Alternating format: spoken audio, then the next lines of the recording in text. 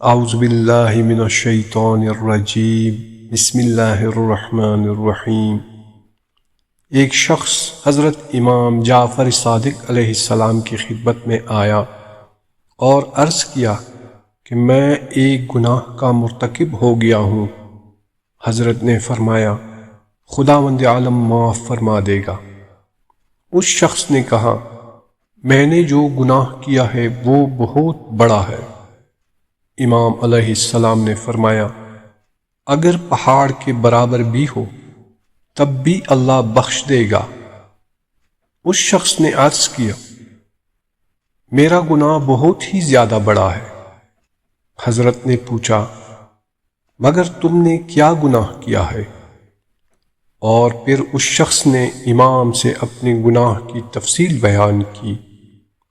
جب اس شخص کی بات مکمل ہو گئی تو امام علیہ السلام نے اس شخص کو مخاطب کر کے فرمایا خداوند عالم معاف کر دے گا، میں تو ڈر گیا تھا کہ کہیں تم نے نماز صبح تو نہیں قضا کر دی۔ حضرت امام جعفر صادق علیہ السلام سے سوال کیا گیا کہ آخری زمانے کے لوگوں کا رزق و روزی کیوں تنگ ہوگا؟ آپ علیہ السلام نے فرمایا اس وجہ سے کہ ان کی نمازیں قضا ہوں گی۔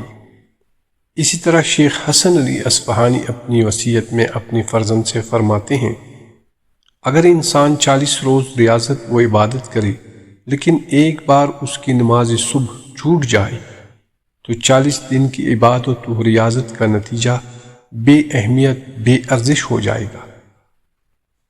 مولا علی علیہ السلام سے کسی نے پوچھا میں بہت کوشش کرتا ہوں کہ صبح نماز پڑھوں پر اٹھا نہیں جاتا۔